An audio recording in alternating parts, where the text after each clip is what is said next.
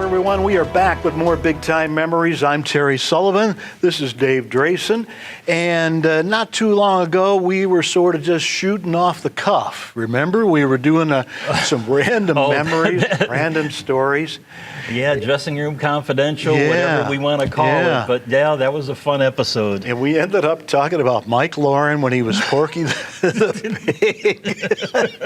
We're still laughing about that. I remember one time in Dayton, they made me carry the pig back to the dressing room because the pig used to defecate on the ring apron when he left it there during the match. So Lauren says to me, take the pig back to the dressing room. And what? Is that my job description? I'm the ring announcer. And you know what happens when you pick up pigs or try to prevent a pig from doing what it wants to do? You have to take them to dinner? Yeah. Oh, wrong. So here I am with the pig to scream, to squeal all the way back to the dressing room. But anyway, Mike Lauren is an interesting character. Oh, wow. I got a couple stories that he was instrumental in starting. Let's call him Ribs. Okay. One of their favorite targets, anyway, back in the big time wrestling days, was the Great Kabuki. Oh, gosh. Ray Urbano. Yeah. Wonderful man. Yes. Who years prior, he was Tokyo Tom. Right. Who managed Tokyo Joe. And then he came back, did a few matches as Tokyo Tom, but then he became the Great Kabuki. Yeah. He began his career out in San Francisco. He was Ray Urbano. Right. He wrestled very, very successfully. I mean, like top of the card, main eventer, as Tokyo Tom in, I think, Dallas, the Dallas territory. Yeah, this one story I remember, we were doing promos up at the office in Williamston on a Sunday morning. So, we're doing, Detroit, we're doing Toledo, we're doing Cincinnati, Dayton. So it's like, we're doing all these promos in succession, and it takes a while. We were there for hours. Yeah. So at one point, the Sheik comes up to me, because the boys are getting a little restless, and, he wanted to take care of them. He gives me $50. And he says, run up to East Lansing and go up to the KFC and get some... That's the last time anybody ever saw you, right? No. That would have been one of my biggest payoffs from him anyway. But he says, go up to the KFC and get some chicken for the boys, as much as you can get. So I go, and I drove up with Kabuki. So we had his car, his big Cadillac. Oh, yeah, the old Cadillac, sure. So anyway, I grabbed the keys from him, and, I go up to East Lansing, and I walk into the KFC, and I says, I need $50 worth of chicken. And back then, things were a lot cheaper, so I got like 8 buckets of chicken, So, I get the chicken, and I'm coming back to the studio. Well, in the meantime, I had no idea this was going on, but Mike Lauren goes into the Sheik's office, and he calls one of the other desk phones.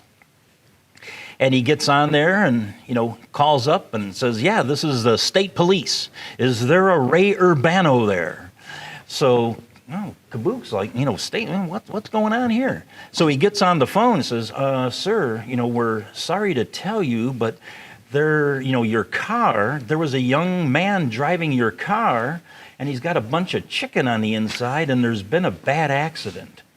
And Kabuki's like, his face drops and says, an accident, what's going on? And he was a really gullible. Oh, he was gullible guy. And, he said, yeah, he's perished in your car, and can you come and identify the body? And, we're in the middle of doing promos and stuff. And it couldn't have been, they had just Kabuki, he's pacing back and forth. And, that's what I was, heard, because I'm on my way back. So I pull up in the back of the office there. I roll in the back door with 8 buckets of chicken, and Kabuki sees me and is like, what the, you guys. Yeah, so, Mike Lauren and all the boys got him again. He was the subject of a number of ribs, though, just some of the funniest things, because he was such a gullible guy. Oh, there was another one. Let me tell you this one. we're on the road. It was myself, Fred Curry, Tony Marino, and Kabuki. And we're driving Kabuki's car because he didn't like to drive. His eyesight was a little bad at that point. But the problem with driving his car, going to and from shows, going to the show, he's in the back seat and he's sleeping. Coming back from the show, he's in the back seat, he's sleeping. When you're on road trips like that, you're supposed to, have conversation and right. Play games and stuff, to keep the driver and everybody alert, because, back in those days, after you're done, driving to the show, you work the show, you're coming back, you're awful tired, you could fall asleep. Sure. So anyway, this happened all the time. And you're drinking beer too, usually. Yeah, well, not me. So anyway, Mike Lauren had this idea that, okay, we're going to get Kabuki back. We're going to teach him not to sleep, in the car. So it was, like I said, Tony Marino, myself, Fred Curry, and Kabuki. So we're coming back from the show, and out of the middle of nowhere, we're looking, and it's dark, nobody else on the highway, and Kabuki's asleep. Okay, now. So Fred Curry and Tony Marino, they rolled down their front windows. They were in the front, and me and Kabuki were in the back. They rolled down their windows and go boom, on the side of the car with their hands, a loud slap. And then, they started weaving the car, and then they, pull off on the side, screeching the tires. And it's like, well, Kabuki woke up. And it's like, what's up? And it's like, Tony Marino says, Fred, what's wrong with you? Didn't you see that guy on the side of the road? No, I didn't see him. What? And Kabuki's like, what? He's going, oh, no. Yeah. So anyway, oh, geez. So Fred says, I'll be right back. So Fred gets out of the car. He walks about 50 yards back to nothing. And, he comes running back to the car, jumps in, he says, Tony, there's a gun in the glove box. Give it to me. And it's like, Marino hands him this gun, which wasn't there because it's Kabuki's car. So anyway, Marino hands this invisible gun to Fred. Fred gets out of the car, he runs back about 50 yards, and he goes, just, mouth it, he goes, boom, comes running back, gets behind the wheel, takes off. Just like, we're like a bat out of hell. We're getting out of Dodge.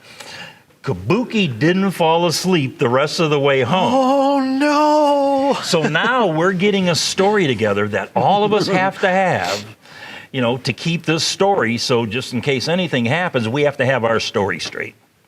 We can't tell anybody in the dressing room. This is not to be spoken outside of us four. And we pledged, okay, no problem. So about 2 weeks goes by. We've got this all inside of us. Well, it's time to hatch the plan. So Mike Lauren, being a former cop, he had friends in Toledo that were policemen. So he talked to them about this rib he's trying to do. So he enlisted their help, let's say. So anyway, this one night in Toledo, we're in the dressing room and Kabuki's putting on his makeup. So this police officer comes into the dressing room and everybody, says, kayfabe. And it's like, okay, a stranger is in our dressing room. So anyway, this cop's standing there and he goes, is there a Ray Urbano in the room? And Kabuki putting on his makeup. Yeah, it's me. So the cop goes, up in front of him, and he says, yeah, what can I do for you? He says, well, a few weeks back on the highway, a pedestrian was hit and killed. And we have reason to believe that it may have been your car involved. It's like, what? He's like, what? Well, before the gentleman passed away, we found what we believe is a license plate number that was scribbled into the dirt on the road. And it's like, Kabuki's like, uh-oh. And he goes, is that your car license plate? And Kabuki says, yes. And the police officer grabs him from under the arm, stands him up, and puts handcuffs on him. Now, Kabuki's got half his makeup on. He's got his hands behind his back, and all the boys are looking on and stuff. And he's taking him out of the dressing room. Gets him halfway out the door, and Mike Lauren makes an appearance, pushes him back into the room, and all us boys just started laughing. It's like, oh, and Kabuki's like, what do you, oh, you guys got me again. I remembered one while you were talking about that. We used to do promos in the office, and it was for each town, we did 3 2-minutes and 1 3.5-minute promo for each town each week. So Kabuki was there one day, and we're doing the promos, and he had the makeup on. He had the long black robe that he wore, and we were about done, and he took his makeup off. So then we decided, well, let's play a rib on him, and said, Kabuki, we need you for one more. He says, no. He says, I've got my makeup off. I can't. Well, just stand with your back to the camera. And so here I am, and I'm talking to him coming up Thursday night, Toledo Sports Arena.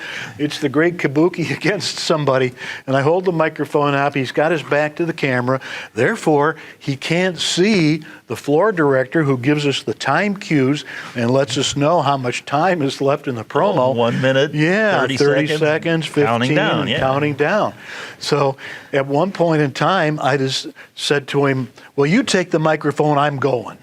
And I gave him the microphone, and he's talking, and he's talking and talking for another couple of minutes.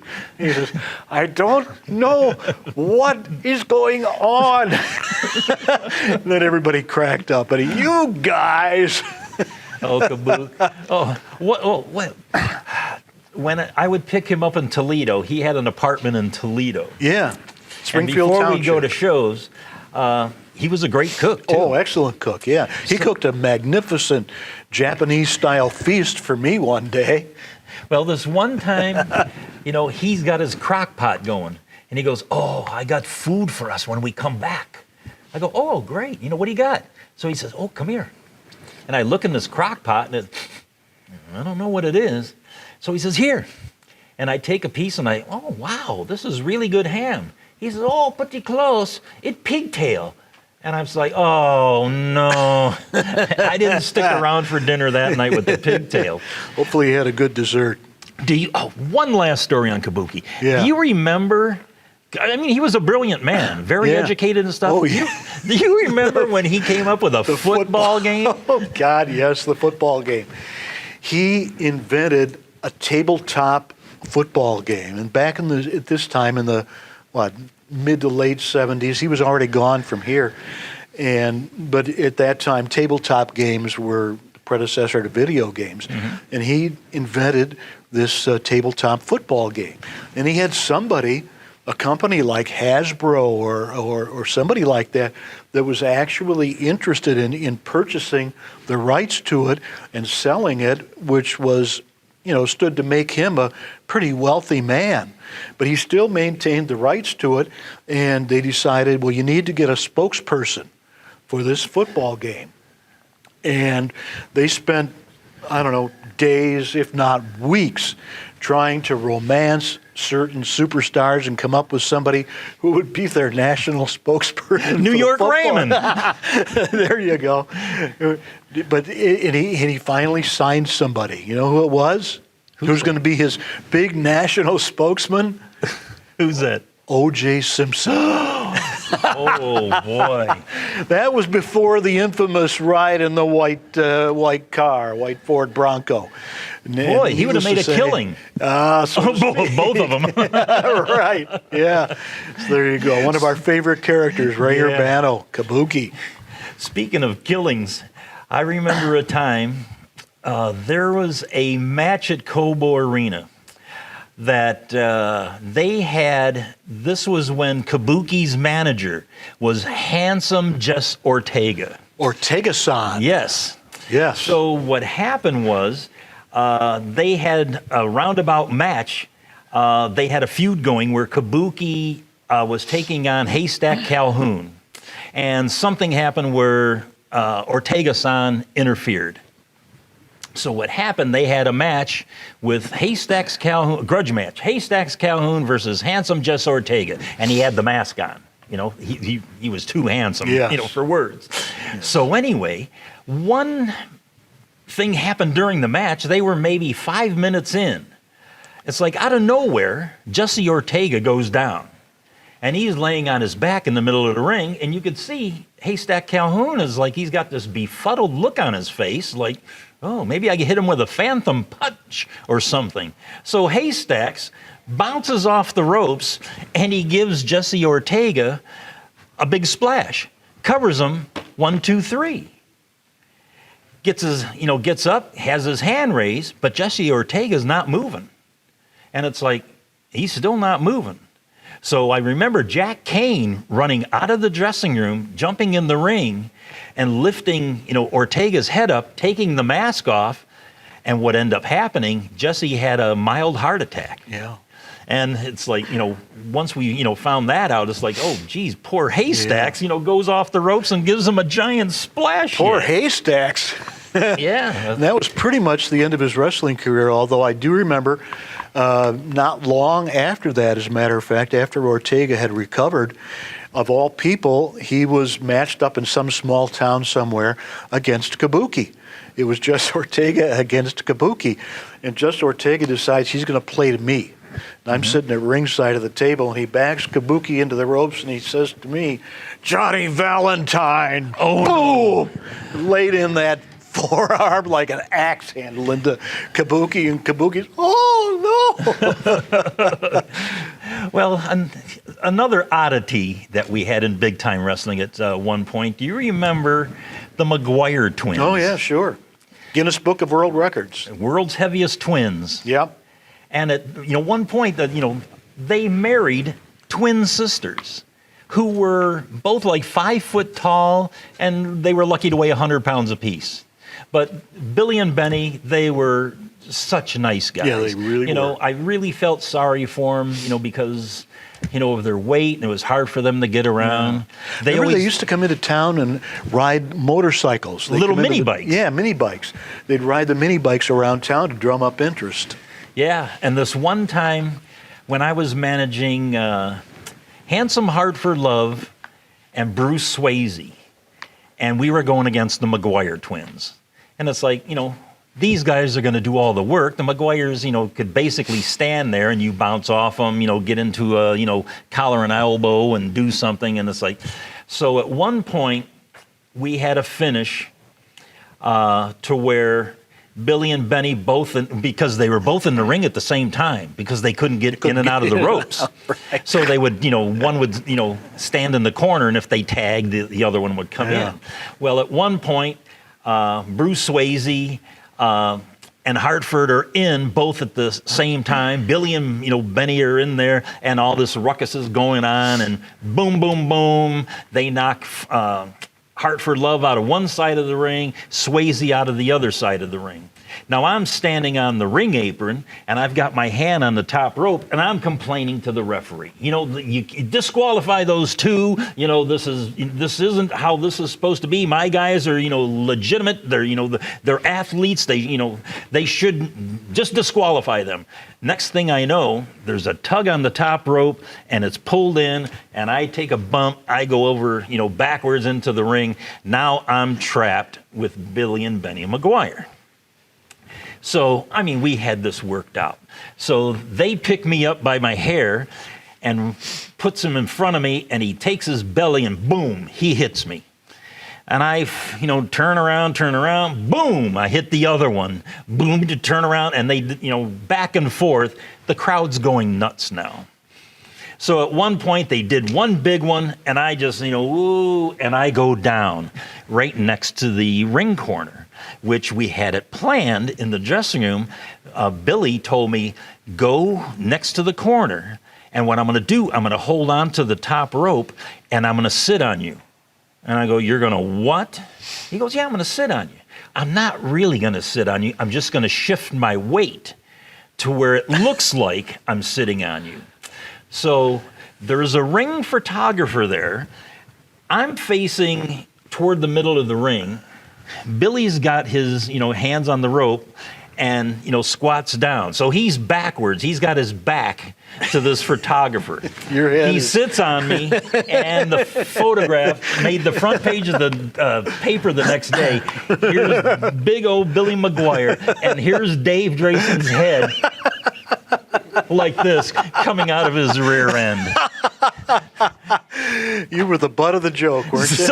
Yeah, thanks. I'm a butthead. Yeah. Oh, speaking of times like that, just memories flow. And, this is, so much fun talking to you about these memories that they just pop into your head. Oh, I know. Yeah. And not only was I a photographer, a manager, but one time I had to referee. And it's like, it happened in Sarnia, Ontario. Early in my career, I was managing Killer Brooks. And what happened was the referee didn't show up.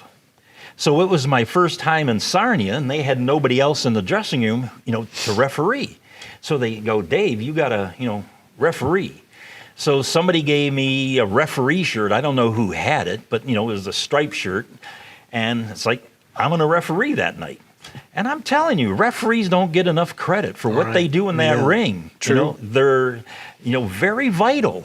And it's a physical workout because you're moving around. You have to stay out of the guy's way. And then when it's time, you got to get down and count, hit the mat for, the 1, 2, 3.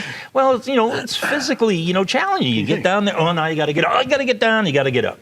So I'm refereeing that night. Everything's fine. So now it comes the main event. It's Tony Marino versus Carl Von Schatz. So they start the match, and it was a wild brawl. It's like, two warriors going at it, and they were some of the best at their craft at that time. So at one point, they said, okay, this is, we're going home, which means we're going home because, we're ending this bout. So they said, stand in the middle of the ring. So they both bounce off the ropes, boom, squash me, hit me. Oh yeah, so boom, and I go down. So then they get out of the ring and they fought their way all the way back to the dressing room. And I'm left in the ring now. And I'm not out, but I have to play like I'm out. So I'm dead in the ring. So now I, semi-peek a little, eye in the corner, and now fans are all around the ring. He's out. What happened? So now some fans get into the ring. And they take me and carry me back on a stretcher back by the dressing room. Well, fans aren't allowed in the dressing room, so they drop me in the hallway. So now I'm on this stretcher in the hallway. And these fans are standing, above me and say, oh, God, is he dead? What's going on? Bah, bah, bah. And none of the boys in the dressing room are coming out to help me, get me back in there. So I'm selling this for all it's worth. Now the next thing I know, somebody has called EMS. Oh, jeez. Here comes the arena. I'm in the arena and I hear, woo, woo. And it's like, next thing I know, here comes a couple paramedics. And they're going to attend to me. And basically there's nothing wrong with me, but I can't get up in front of these fans. No. So the next thing that happens, try to remind me, who was the mass wrestler that we had on our shows there? Superhawk? Superhawk. Yeah. He's coming out of the shower because the showers were down from the dressing room. So he's got his towel, wrapped around him, and he comes up and he stands right over my head. So I sort of see like a shadow, and I look up, and it's like, oh, my God. I'm looking under his towel at, his gimmick. So it's like, I wanted to laugh, but I couldn't. Now, the EMS people, now they get out the, oxygen, and now they're going to start to, give me, some kind of shot or something. I'm definitely afraid of needles. So it's like, I woke up all of a sudden. Imagine that. Miraculous recovery. Miraculous recovery. But I still sort of played it, and I crawled back into the dressing room door. So that was the story of the one time in my career that I had to referee. That's a great one. Appreciate that. And, you know, let's give a little history. How about Cobo Arena? Yeah. You know, I always say it's the house the Sheik built. I agree. There's been no other entertainer, sports team, or anybody else in the history of that arena who has drawn more fans. Right. And I had said numerous times that the city of Detroit should build a statue of the Sheik and put it on top of that arena. For all the money he generated for the city of Detroit in taxes, the arena, the people that he brought, you know, the restaurants who benefited from all the fans that came. The state of Michigan, because everybody had to have a license and they got a piece of the gate. Yep. So, the Cobo Arena, that's why I say it's the house the Sheik built. Absolutely. But Cobo Arena, its very first wrestling show was on August 30th, 1961. That was the very first, because they used to run at the Olympia. This was the first Cobo show. And it had, in the main event, Buddy Rogers took on Ray Thunder Stern. Wow. And in the semi-main event was Vern Gagne versus Dick the Bruiser. Jeez. And Amazing. Researching this, I would have thought that the Sheik might have been on that show. That same night, the Sheik was booked on a show in Cincinnati. Against, wait, no, it wasn't Cincinnati. It was in Toledo, Ohio, so not far, against Cowboy Bob Ellis. Oh, for heaven's sakes. Wow. But, you know, in the history of Cobo Arena, the very first shows the very first person who ever appeared to open the doors for that place was Jerry Lee Lewis. On May 17th and 18th, he did 2 back-to-back sold-out shows. Goodness gracious. So that was the, start of the house that the Sheik built. Wow. I don't know about you, Terry, but you wore me out with this episode. Yeah, this is another, dressing room confidential, for the books, as far as I can tell. Yes, but sir. as is customary, Uh-oh. I remember from the first one, your great introduction to Porky, Mike Lauren and Porky the Pig, which is just classic to me. But if you could let me pick a name out of my hat. How about doing an introduction to take us out for this episode of the Spaceman? Oh, my God. Frank Hickey. Now, there's a name.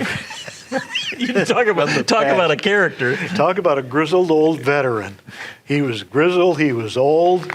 He was an old, very heavy-set gentleman who talked in a big squeaky voice like that. Yeah. And it started wrestling in the 40s and came up with this gimmick. He was the spaceman. He had this headgear and a full body outfit, and he always smelled like mothballs. Yep.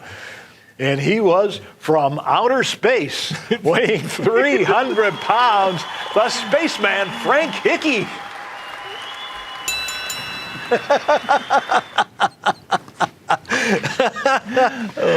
And put newspapers down all over the dressing room to sit on and stand on. And Did we cover everybody? I don't know.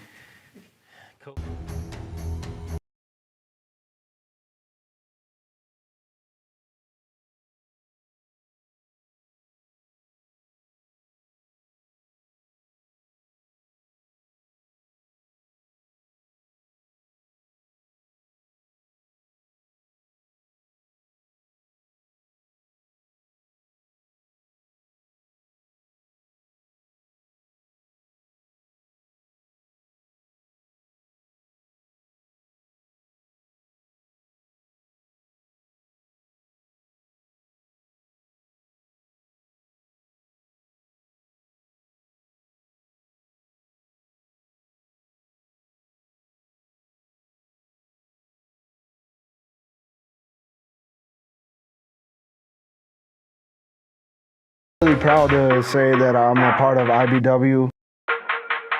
I take pride in IBW that we are a family-run company. It's a fight. It's a sport. IBW tradition has always mattered.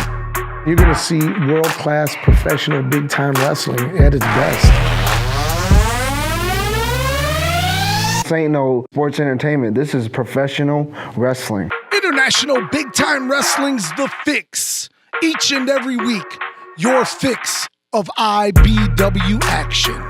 You want entertainment? Look no further than Rocks TV.